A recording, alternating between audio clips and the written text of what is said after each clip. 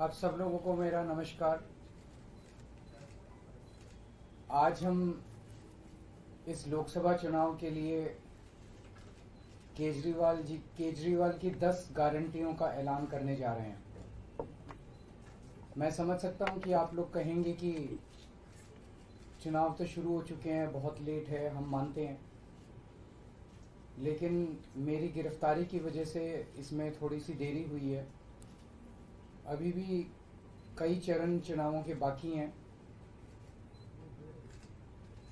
वैसे तो ये गारंटियां केजरीवाल की गारंटी के नाम से जारी की जा रही हैं। मैंने अपने इंडिया गठबंधन के दूसरे साथियों से इसके बारे में अभी चर्चा नहीं की है, लेकिन जिस किस्म की गारंटी है, मेरा विश्वास है कि इंडिया गठबंधन के किसी भी सदस्य को इसके बारे में परेशानी नहीं होगी। लेकिन ये केजरीवाल की गारंटी है, तो मैं इसकी गारंटी लेता हूं कि मैं अब इंडिया गठबंधन की सरकार बनने के बाद इन सब गारंटियों को मैं अपने सभी साथियों से पूरी करवाऊंगा।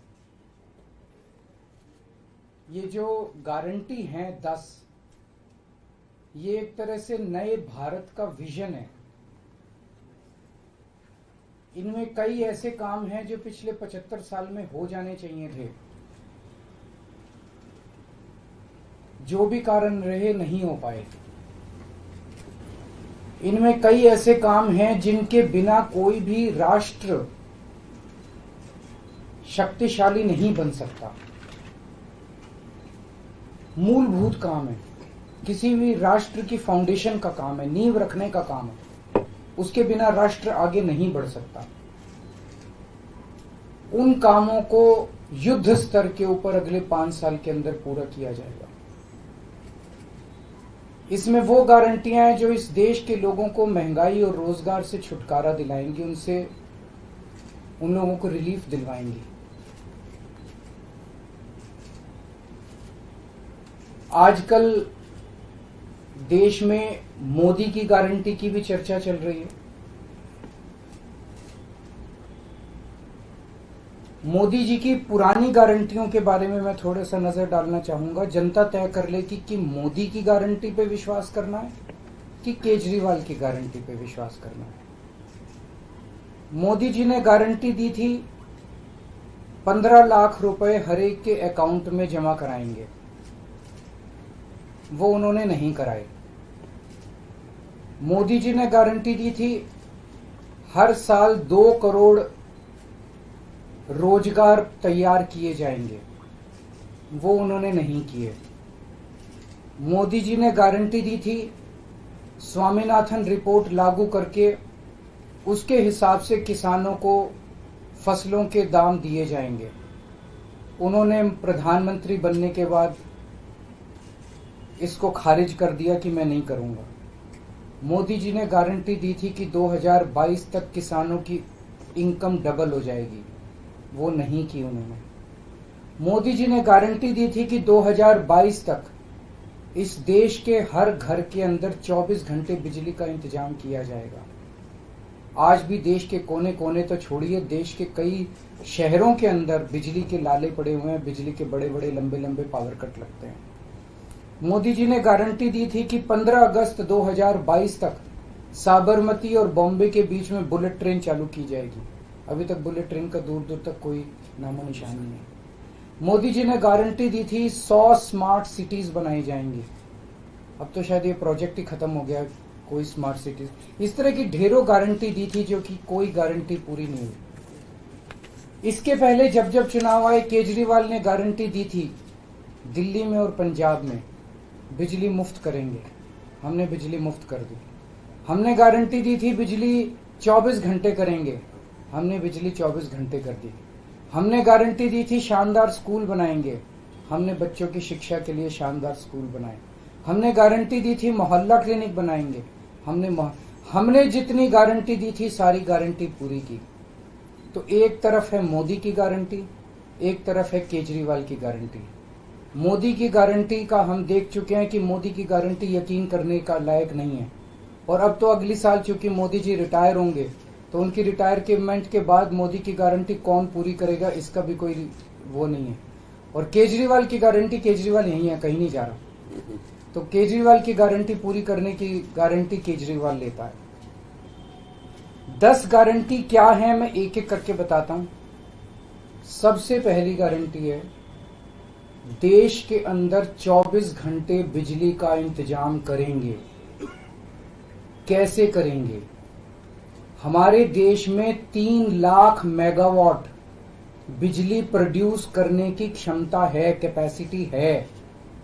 देश की पीक डिमांड, गर्मियों के अंदर पीक डिमांड देश की सबसे ज्यादा डिमांड होती है 2 लाख मेगावाट। तो आज हमारा देश जितनी बिजली पैदा कर रहा है, पैदा कर सकता है, जितनी डिमांड है उससे कहीं ज्यादा बिजली पैदा करने की हमारी क्षमता है। लेकिन मेरे घर के अंदर फिर भी पावर कट लग रहे हैं। क्यों? मैनेजमेंट खराब है। दिल्ली में भी यही हाल था, पंजाब में भी यही हाल था। बिजली तो थी लेकिन मैनेजमेंट खराब था। हमने मैनेजमेंट ठीक करके दिल्ली में भी 24 घंटे बिजली का इंतजाम किया, पंजाब में भी किया, देश में भी करके दिखा सकते हैं क्योंकि हमें एक्सपीरियंस है। देश के गरीब लोगों को बिजली मुफ्त दी जाएगी। दिल्ली में करके दिखाई, पंजाब में करके दिखाई, पूरे देश के अंदर फ्री कर सकते हैं। 1.25 लाख करोड़ रुपए का खर्चा आएगा। एक एक कैलकुलेशन करके लाया हूं मैं हवा में गारंटी नहीं देता। केजरीवाल की गारंटी एक ब्रांड है मार्केट के अंदर।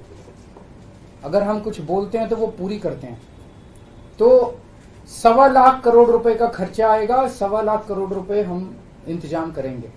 1.25 लाख, उसके अंदर पूरे देश के गरीबों को 200 यूनिट बिजली मुफ्त मिल सकती है। आज भी हमारे देश के गरीब लोगों को ये बिजली की पहली गारंटी थी। दूसरी गारंटी है शिक्षा की। कोई भी देश तब तक तरक्की नहीं कर सकता जब तक उसके हर बच्चे को अच्छी शिक्षा का इंतजाम ना कर दिया जाए। अगर किसी देश के अंदर ढेरों लोग अनपढ़ हैं, अगर किसी देश के अंदर कई बच्चों को बिलो स्टैंडर्ड, सब क्वालिटी, गंदी बेकार शिक्षा मिलती है, वो देश कभी आगे नहीं बढ़ सकता। आज हमारे देश के अंदर सरकारी स्कूलों का बुरा हाल है। 10 लाख सरकारी स्कूलों के अंदर 18 करोड़ बच्चे पढ़ते हैं जिनका कोई भविष्य नहीं है। दिल्ली के अंदर हमने करके दिखाया, पंजाब के अंदर करके दिखाया। देश के सारे सरकारी स्कूलों को शानदार बनाएंगे, अच्छे बनाएंगे, प्राइवेट स्कूलों से भी बेहतर बनाएंगे। और इस देश के अंदर पैदा होने वाले हर बच्चे के लिए, चाहे वो अमीर का बच्चा हो चाहे गरीब का बच्चा हो, अच्छी, शानदार और फ्री शिक्षा का इंतजाम किया जाएगा।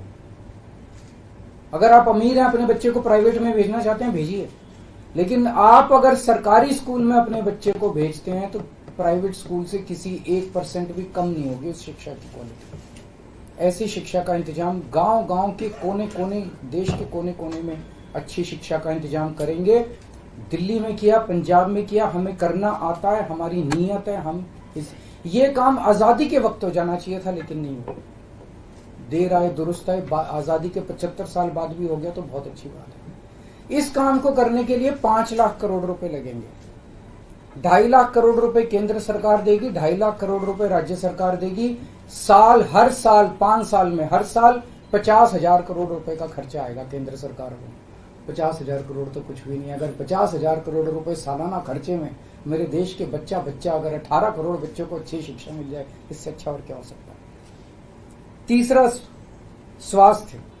अगर मेरे देश की जनता स्वस्थ होगी, बीमारी नहीं होगी, तो देश तरक्की करेगा। पढ़ी लिखी जनता होगी, स्वस्थ जनता होगी, तो ये 140 करोड़ लोग ही तो इस देश को आगे ले जाएंगे। कोई एक प्रधानमंत्री थोड़ी देश को आगे ले जाता है, जनता आगे ले जाती है। तो सब लोगों को अच्छे इलाज का इंतजाम करेंगे। आज अगर किसी को के घर में कोई बीमार हो जाए, बड़ी बीमारी हो जाए, सरकारी अस्पतालों का बुरा हाल है पूरे देश के अंदर और प्राइवेट वालों ने लूट मचा रखी है। पूरे देश में कोने कोने में, हर गांव में, हर मोहल्ले में मोहल्ला क्लिनिक खोला जाएगा। शानदार डिस्ट्रिक्ट हॉस्पिटल जितने हैं उनको मल्टी स्पेशलिटी बना के उनको शानदार प्राइवेट हॉस्पिटल्स की तर्ज पे बनाया जाएगा। और इस देश में पैदा होने वाले हर व्यक्ति का पूरा इलाज मुफ्त होगा। इंश्योरेंस के आधार पे नहीं होगा। ये बहुत बड़ा स्कैम है। जितनी सरकारी, राज्य सरकारें, केंद्र सरकार इंश्योरेंस आधारित जो स्कीम बनाती हैं, ये सब बहुत स्कैम है इंश्योरेंस कंपनीज के साथ। हम इंफ्रास्ट्रक्चर क्रिएट करेंगे, कोने कोने के अंदर, गांव गांव के अंदर इंफ्रास्ट्रक्चर क्रिएट करेंगे, हेल्थ इंफ्रास्ट्रक्चर क्रिएट करेंगे, अस्पताल बनाएंगे, मोहल्ला क्लिनिक बनाएंगे, ताकि लोग वहां जाके अपना इलाज करा सकें। और सबका इलाज मुफ्त होगा, चाहे अमीर हो चाहे गरीब हो। इसके लिए भी 5 लाख करोड़ रुपए का खर्चा आएगा। 2.5 लाख करोड़ राज्य सरकार देगी, 2.5 लाख करोड़ केंद्र सरकार देगी। 5 साल के अंदर 5 लाख करोड़ रुपए, हर साल 50-50 हजार करोड़ का खर्चा आएगा।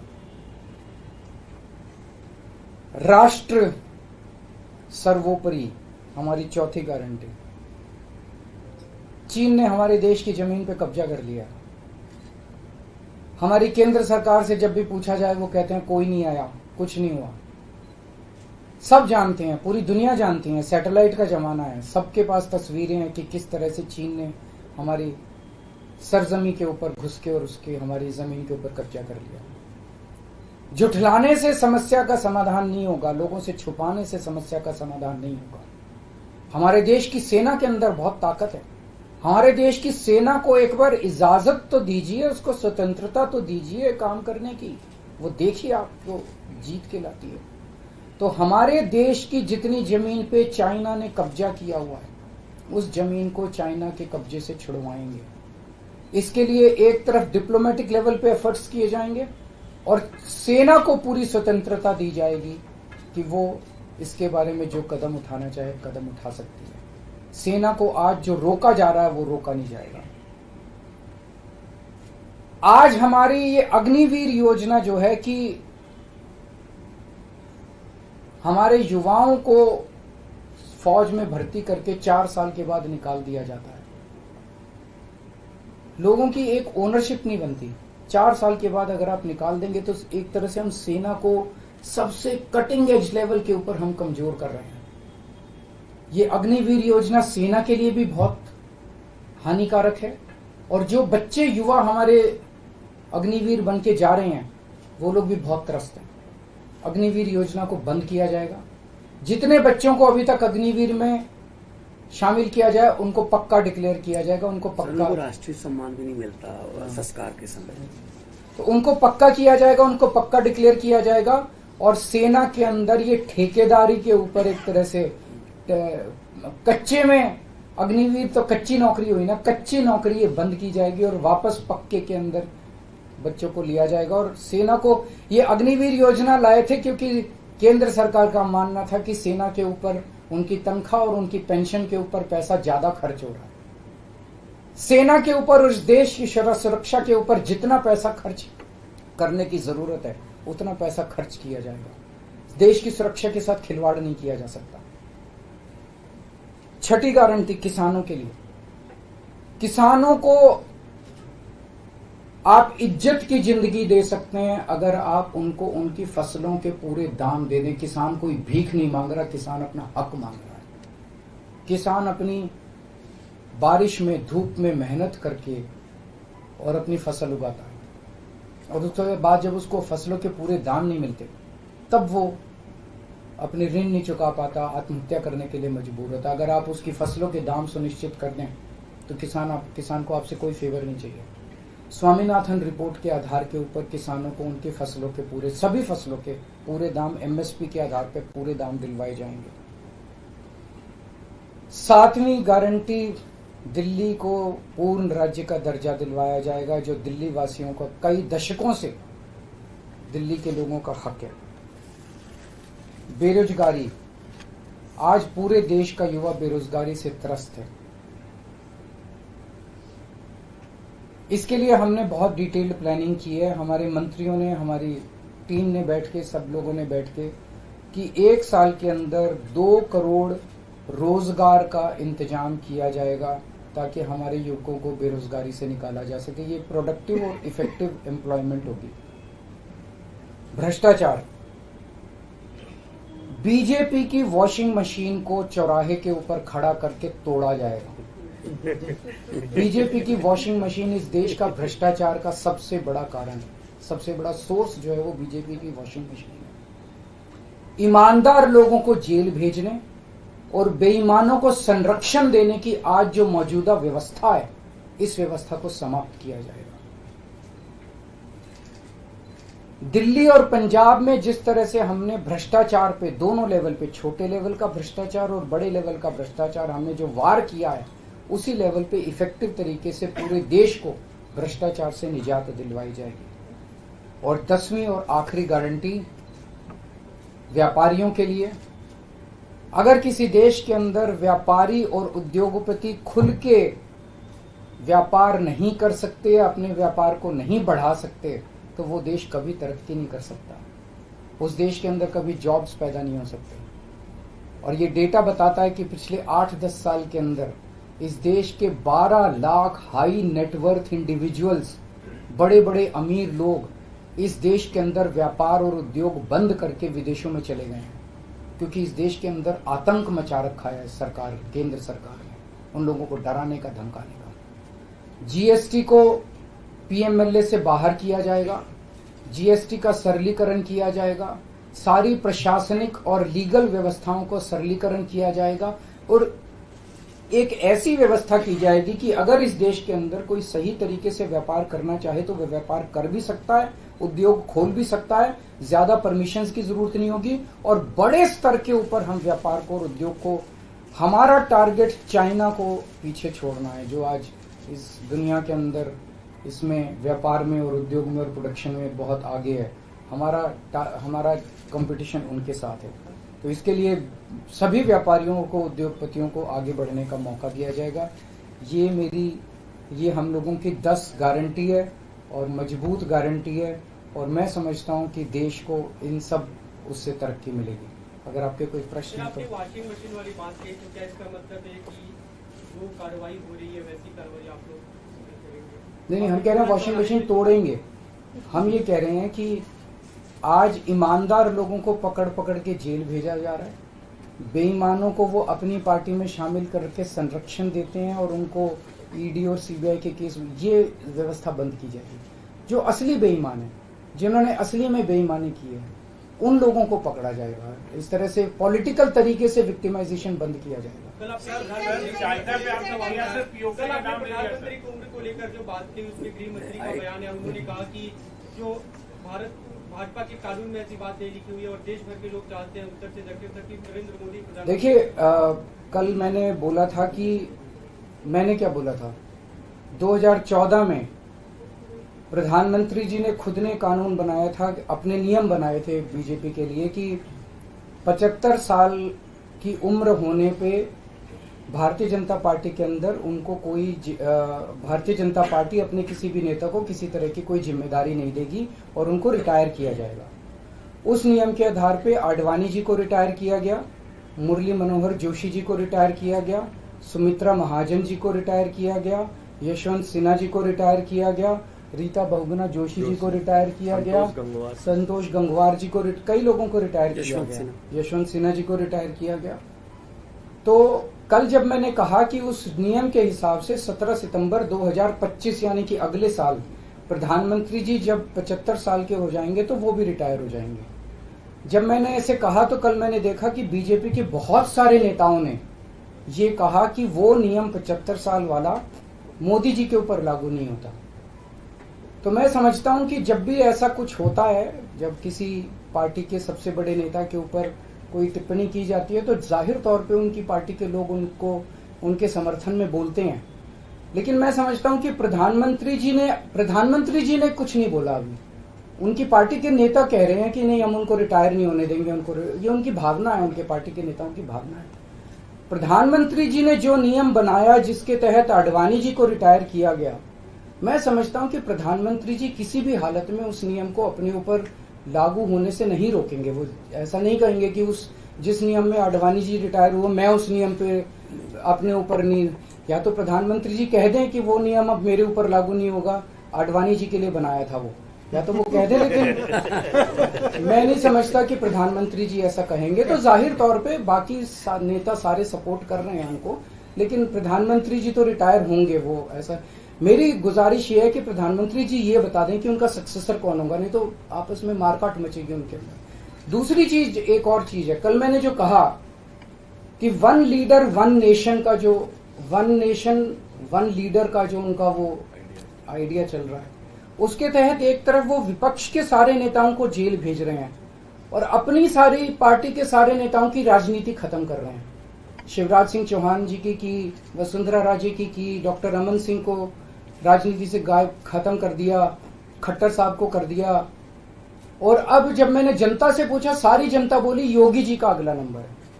तो कल इनकी पार्टी के सारे नेताओं ने मोदी जी के लिए तो कहा कि मोदी जी पे 75 साल वाला लागू नहीं होगा, लेकिन एक भी नेता ने ये नहीं कहा कि योगी जी को नहीं हटाया जाएगा। तो एक तो ये पक्की हो गई पिछले 24 घंटे में बात कि अगले 2 महीने के अंदर योगी जी को उत्तर प्रदेश के सीएम से हटाया जा रहा है। इस देश के बच्चे बच्चे की जुबान पे ये था कि योगी जी को अगले 2 महीने में चुनाव जीतते ये लोग हटाएंगे। तो ये बात तो कल पक्की होगी कि योगी जी को हटाया जा रहा है। सर, आपने अक्साई चीफ का नाम लिया पर पीओके का नाम नहीं लिया। पीओके पे क्या रणनीति रहेगी हमारी? बिल्कुल, वो इसका हिस्सा है, भारत का हिस्सा है, उसको भी वापस लेके रहेंगे। आप पीएम की गारंटी के सापेक्ष अपनी गारंटी लाए हैं, आपने अपने कुलीग से भी बात नहीं की। सबसे बात करके लाया हूं मैं। जो इंडिया अलायंस है आपको नहीं, मैं सहमत हूं, मैं उसके लिए माफी मांगता हूं। मैं इंडिया अलायंस के सभी पार्टनर से, क्योंकि समय कम था, चुनाव आधा बीत चुका है, मैं माफी मांगता हूं उनसे। लेकिन मैं समझता हूं कि स्कूल खोलने पे, अस्पताल खोलने पे उनको आपत्ति नहीं होनी चाहिए।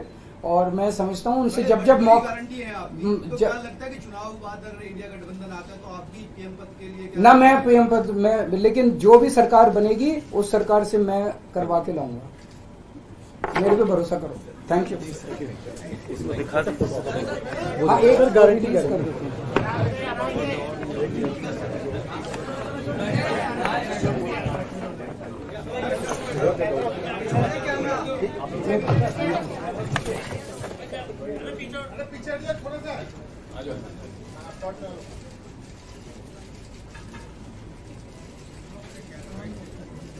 Thank you. How many seats are you winning in Delhi?